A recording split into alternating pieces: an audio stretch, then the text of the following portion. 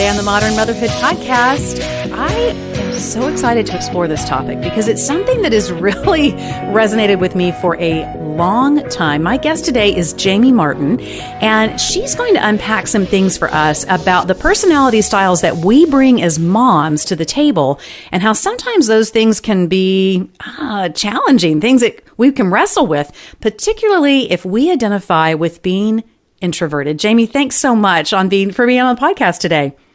Thank you so much, Julie. I've been looking forward to this. Jamie, how did you come to this topic about introverted moms? Where did that first start resonating with you, that was something that you wanted to explore further? It began with just my own journey, as so many of the things that we write seem to do, I think. And it was through my struggles as a mom of littles, not really understanding why time spent with my 3 young children affected me in a way that made me feel so drained and depleted. And because I knew technically that I was an introvert, but I hadn't really explored or had a deep understanding of what that meant in the way that it affected me in my daily life. So if I had known that, I feel like it would have made a big difference to my years as a young mom. Instead, I was left thinking, oh my goodness, what is wrong with me? Why can't I do this? I've wanted to do this so much, and now here it is, and I feel like I'm not enjoying it as much as I should be. I feel like it's passing me by. I feel like the struggles are just too great. And really, it boiled down to just being completely drained. And that's what, when we're introverts, it means that we get our energy through time alone. And of course, if you're a mom, then that time is not necessarily a given in the way that it might be at other stages of your life. So if you're an introvert, in college or high school, or a young married introvert, or starting your first job, that's really handy information to know, because you'll know after a busy day, you need to come home and you need to have a bit of quiet. Maybe you need time alone for a while. Maybe you need to watch mindless television for a while. But when you're a mom, those opportunities are not necessarily there at all. Right. And so you can be face to face with your own limitations and needs, but without a way to necessarily meet them. So it's a real challenge that introverted moms face. Now, we may have some moms out there who say, well, I don't know that I'm introverted, but I've got littles and I'm exhausted and depleted, but I really, I don't necessarily think that I'm introverted. So how do we tell the difference between an introversion type of fatigue, if you will, versus just general mom fatigue? Yes, that's a great question, because it's not like an extrovert would necessarily find the struggles that young motherhood involves really like rejuvenating, or, oh, this is fabulous. Right. We all face challenges, no matter our personality types, when it comes to motherhood. But the introversion, extroversion concept really comes down to where you tend to get your energy. So extroverts would find time with people to be really refueling and recharging. So maybe they would go to a busy mom's play group, right? That's crowded, and 50 moms come together every Friday. And when they got home from having that time to chat with other moms at the play group, they would feel like rejuvenated, excited, ready to go. Whereas an introvert going to a play group like that, and we did go to a play group like that for years when my kids were young, it was a great experience and I loved it. I got to know other parents. It was fabulous. But when I would get home from it, I would still feel drained, because people chime drains introverts. So introverts get their energy usually through recharging alone. So what that meant for me is just when I got home every Friday afternoon from that busy play group, I would need to put on an episode or two of VeggieTales or Wonder Pets or whatever it was that my kids were into at that time. Right. And make a cup of tea and sit in the backyard and just exhale. And then I would be good to go. So it doesn't have to do with necessarily whether you enjoy or don't enjoy an activity. Introverts enjoy people too, right? They do like people. It's not true that introverts are shy or socially awkward. That's not what it means. It just means where you tend to get your energy. And there are other characteristics too. So introverts might tend to be more internal processors who like to think before they speak, think through their thoughts, whereas an extrovert might tend to lean more toward verbal processing, talking their thoughts out, and as they're hearing themselves and as they're getting feedback from other people, they begin to realize what they really mean about something, whereas an introvert would tend to do that internally. Right. So those are a few of the differences that might help you figure out which you are. Really, we need both sides to function well, so you're not going to find someone who is a complete introvert or complete extrovert. We need to have both in a certain combination in different seasons of our lives, but most people tend to lean a little more towards one or the other. I think it's so great that you distinguished for us the fact that, introverts can be in a crowded, fun setting and be the biggest storyteller or jokester there. It's not about how you interact in a public setting. It's what you need to do to go refuel. And I think that is one of the things that we sometimes carry forward almost in mythology about introverts, is that they're going to be the shyest person in the room. Maybe. But maybe not. Right. I think it's really important to know that. You have a quiz in your new book, Introverted Mom, that helps people identify a little more closely so they can understand if they are introverted or extroverted. Or we have a new term now, right? Ambivert, which is really more where I personally tend to identify, because I can go with people and really enjoy that. And then I can have times that I really I can't. I've said I want to put a t-shirt that just says, I can't people anymore. Like I can't people right now. So right. How can introverts get over maybe that hump? I know one thing that I've discovered for myself with my more introverted side, one of my dearest friends is very much an introvert. Sometimes as an introvert, Jamie, you feel guilty that you want to get away from people. Like it almost feels like you're not being very godly when you go, I cannot handle one more person's interaction today. So how do we work through sometimes the introvert guilt that can come? Yes. When we begin to understand that our personality isn't a weakness, but really the way that God created us and designed us and gave us gifts. So extroverts have certain gifts that introverts might not have, and the reverse is true as well.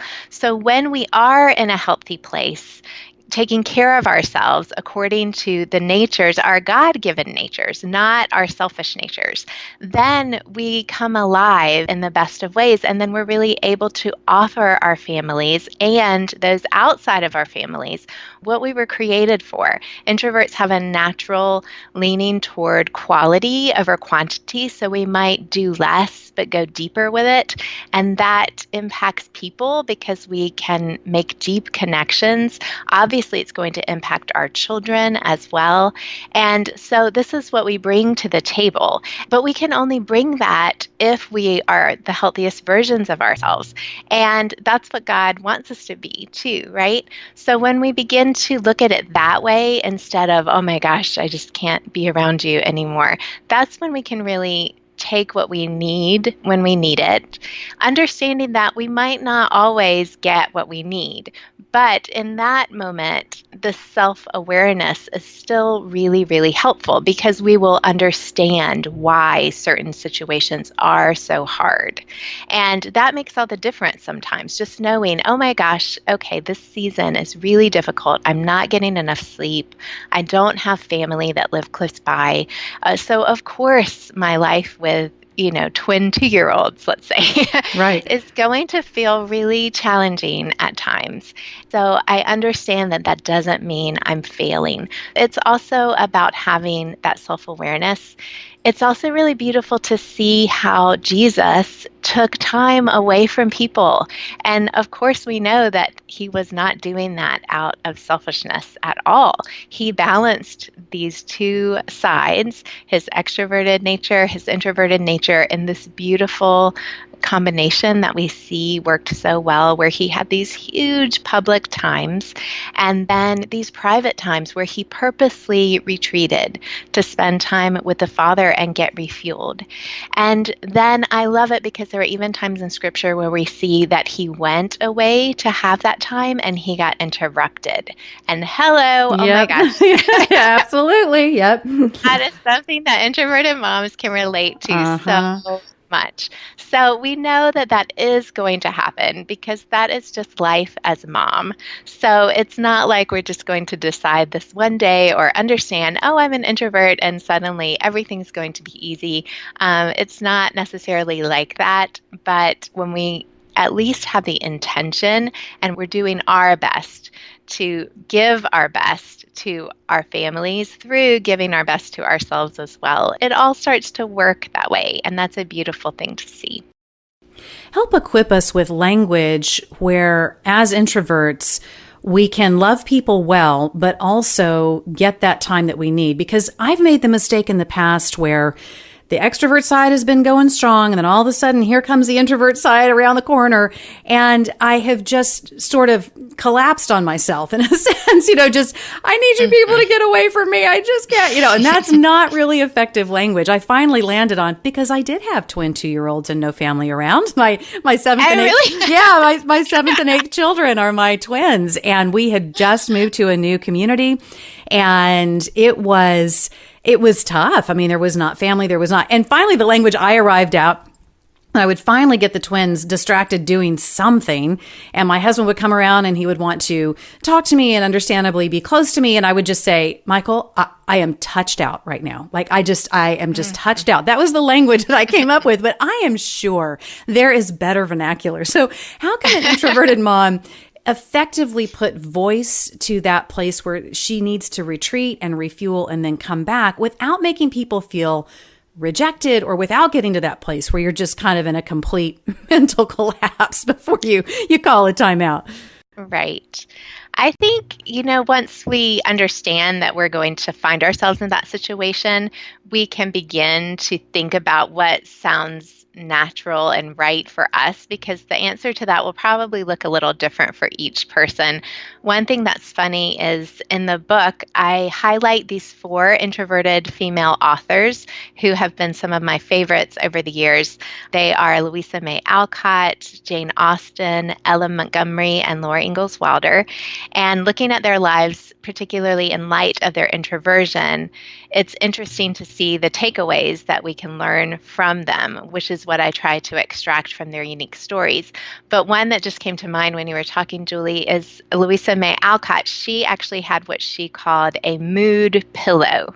Oh, I love this. I can already tell I'm going to love this. Her mood pillow was something that she kept beside her on the couch. And if she had her mood pillow propped up vertically beside her, so up and down, that meant that she was kind of open for business, meaning that she was ready to have a chat, ready to engage. And if she had her mood pillow horizontally beside her, kind of forming a border between her and anyone who might sit down, that was her signal that she was tapped out and wasn't ready to touch or engage or talk or any of those things. And oh my gosh, I just loved it when I found that out, because I saw the implications so much for introverted moms. We need something like that. All of us do. And of course, then the challenge would be getting your family to kind of be aware of those signals and honor them. But I think that every person will find their own key. So for me, sometimes I've said over the years, mommy just has to have a little bit of quiet right now. Or mommy can't talk anymore right now. I know another introverted mom told me that when she gets too overloaded, she puts her hands in her face and begins to pray. And her kids have all learned, they know that means mom needs quiet, but they also know it means like, ooh, calm down, because otherwise we're going to get in trouble. So either way, she said it's like we're at DEFCON 3, people. We're at DEFCON 3. I'll be right back with my guest, Jamie Martin, in just a moment.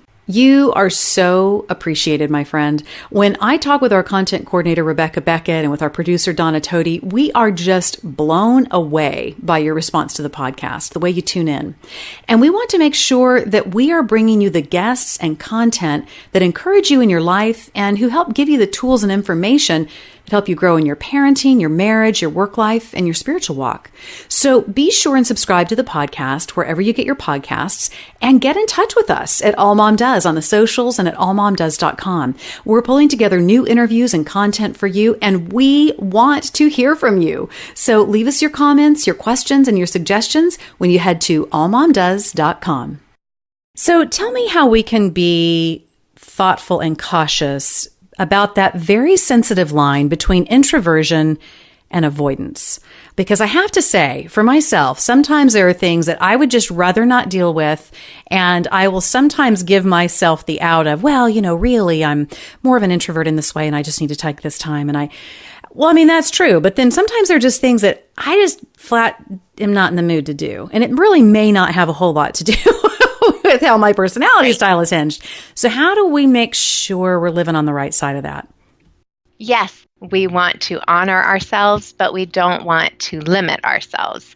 And that goes with the way that God has put us here to interact with others as well. I had this situation come up last weekend in my own life where I was invited to a small gathering of maybe about 8 other moms who were getting together at a restaurant to say goodbye to one of them who's moving away.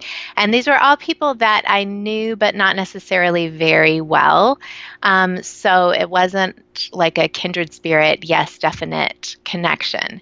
And I was wrestling with the same thing because it was really close to my book launch and lots of stuff are busy. Of course, we're all busy for whatever reason, so we could always use that as an excuse.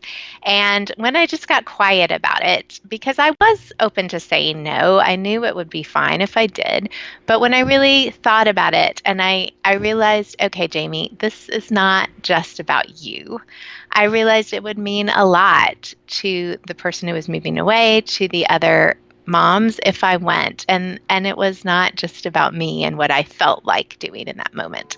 And I went, and I was so glad that I did. It was really refueling. And so you're right that we need to be able to push ourselves out of our comfort zones in order to do what we're here to do.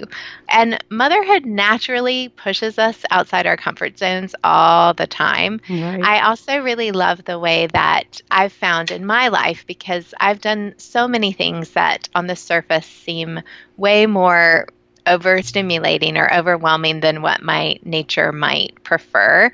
And I've seen in my life that God has worked within me to make me want to do those things, so that on the surface, when you read the list of the things that we've done, whether in our family we've chosen to homeschool and we adopted 2 children internationally, and that involved a lot of, travel and a lot of different overwhelming, overstimulating experiences in the process.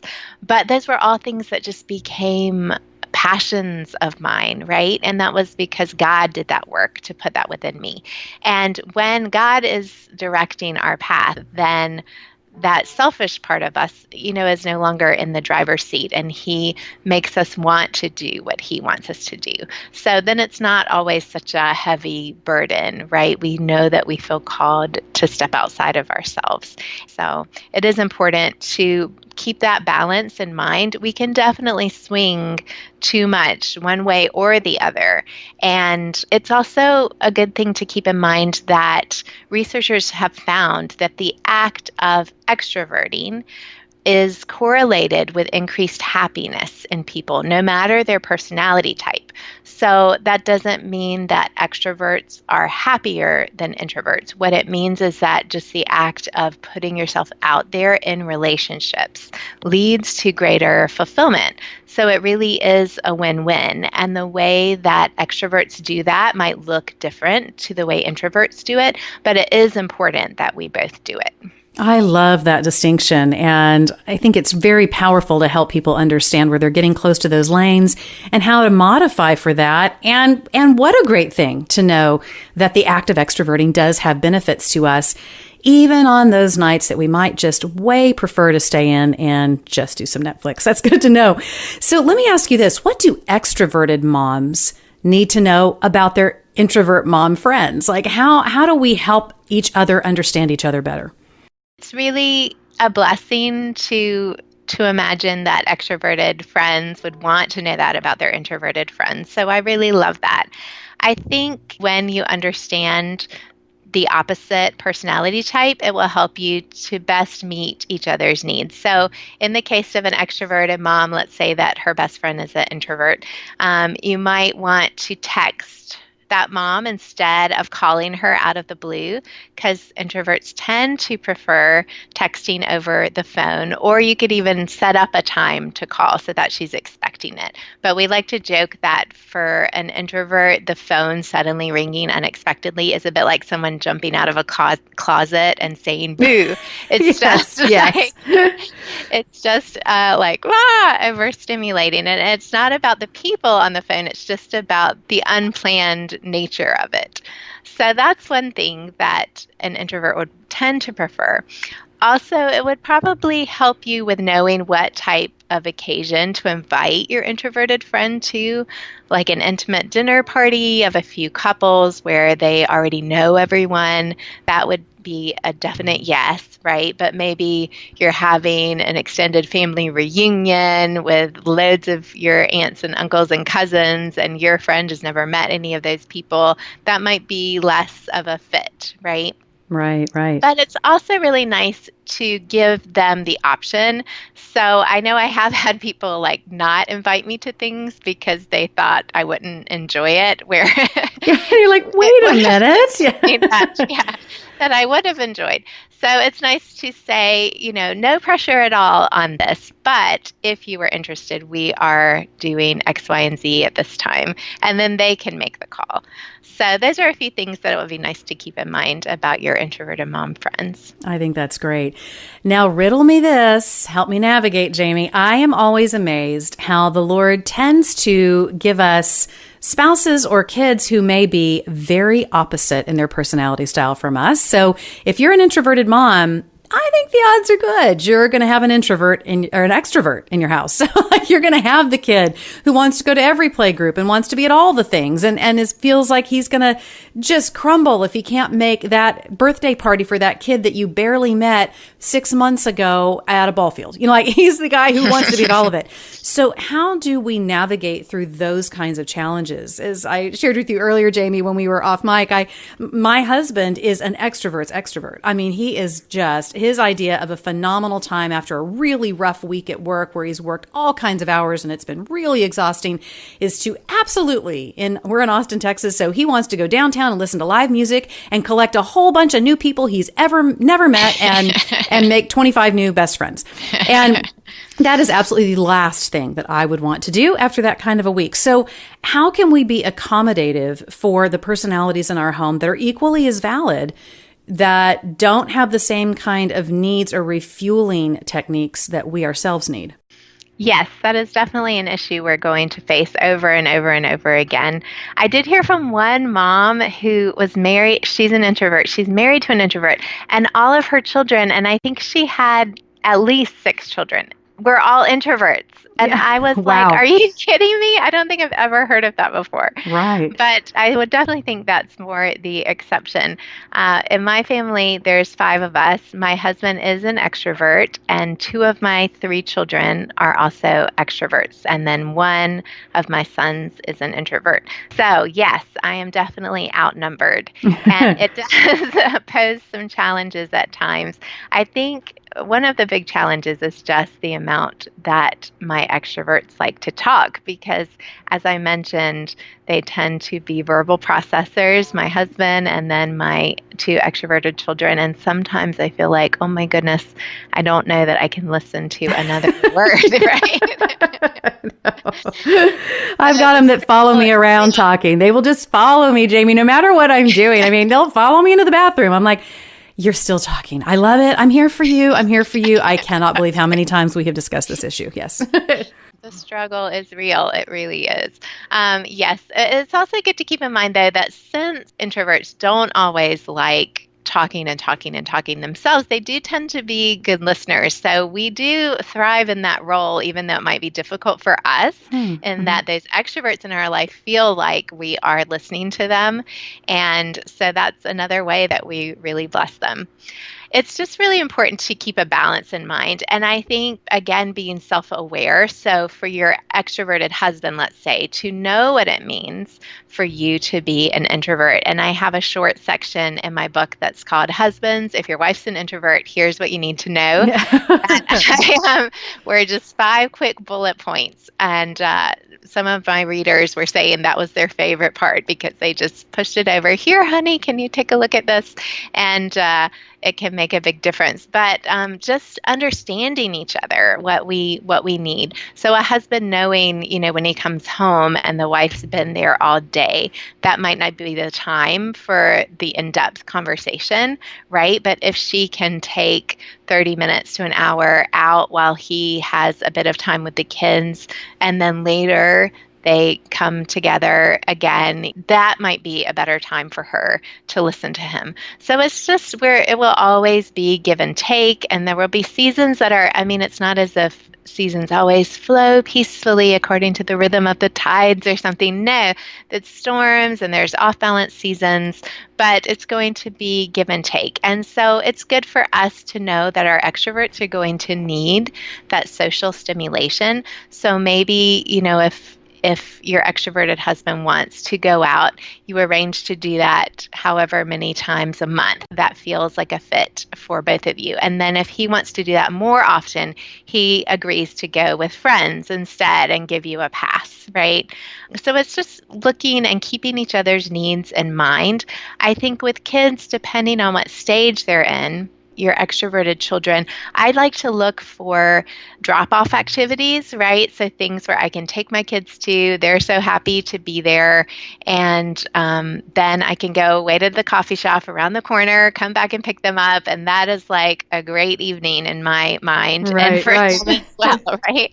Or, you have a kind of kindred spirit mom friend, and she has kids that your kids are good friends with. That can be a beautiful fit too, right? To have play dates with those kindred spirit connections that you slowly develop and really go deep with a few friends. That way they get deep friendships as well, but it works for them as extroverts too. I think that's great. And I have a great friend who is very extroverted. She's not the biggest personality in the room, but she loves going and doing and adventuring and trying new things. And she has always been amazing to come grab my twins and take them with her and her kids on the next adventure, and doesn't have an expectation on me that I need to go along. She just really enjoys the more the merrier, and she wants to go check things out. And in that way, it's just been a really beautiful component of our friendship, because my kids love to get to go and do. I love for them to get to go and have these experiences with her, but it doesn't always require me being in the middle. And she doesn't feel taken advantage of, or like somehow I'm not doing my part. It's not that kind of a thing. It just feeds both of our natures in a way that is really precious to my friendship with her. Now, riddle me this. I sometimes find that I need some time. I need a breather. And then I go and take that time and take that breather, but I'm not feeling refueled. But what I've begun to realize, Jamie, is that sometimes I'm taking that time, but I'm getting on social media. And I'm once again, in a sense, interacting with people again, or even if I'm not actually commenting or posting or whatever, I'm still taking on, if you will, the burden or the empathy burden, the empathy weight of what I'm seeing going on. And I'm having to get better about making sure that I'm not trying to count that as my refueling time. Even though it can be quiet and solitary, it doesn't seem to fuel me the way I need to be fueled. Can you speak into that? Definitely. I think we've all found ourselves in that situation. We have 15 minutes for some reason, before our kids will need us again, or a short period of time, which doesn't feel like enough time to really do anything necessarily deep and refueling. And so, of course, our default is going to be to start scrolling. And we've all done that at times where we come away feeling just more depleted before we began it. I do think, there are times when social media can be a blessing and we can be interacting with people that we do know in real life or people that we know online who do inspire us. So it is give and take in figuring out what works best for you. But one thing that I did in Introverted Mom is I created a list of probably 75 to 80 self-care ideas, and I organized them by length of time so that even if a mom just has that 15 minutes or less, there are 25 ideas for her to grab and pick one and do right then. And the same with like 30 minutes, an hour, because we just never know how long our breaks are going to last. But we can manage to just take 5 minutes outside to go inhale a few deep breaths of fresh air or feel the sun on our faces. Those are things that are rejuvenating when we really slow down enough to focus on them. And I make the distinction between something I call self-care compared to self-improvement, because social media can be one distraction, but I found that for me, another distraction can just be wrestling with my thoughts. And I can manage to get a break where if someone was to look at me, it would appear that I have time alone without my kids and that could be a self-care time. But instead, sometimes I find that if I'm wrestling with an issue with a kid, I'm thinking about something that happened yesterday, I begin to delve down this path that I call self-improvement instead, which is something that our society is kind of focused on, and the whole self-help movement and make yourself better and figure out this hack that's going to solve all your problems. And so I might find myself Googling, how to help a kid dealing with XYZ. And suddenly I'm scrolling in a different way, right? And I might feel more legitimate because it feels like work. It's like that fake work, I call it, right? It feels like I'm still doing something for my motherhood in some way, but really it's not what I most need. What I most need in that situation, because rarely do we quick Google search a magical solution that solves whatever issue we're struggling with, right? Those things usually come over time and through the help of the Holy Spirit giving us the ideas we need when we need them. So instead, what I really need is self-care time to care for myself well in a way that is genuinely meeting my needs as an introvert, so that I can then go back into whatever that difficult situation is currently and be able to continue to handle it without it completely taking me under. And I think that's a really important distinction to keep in mind as well.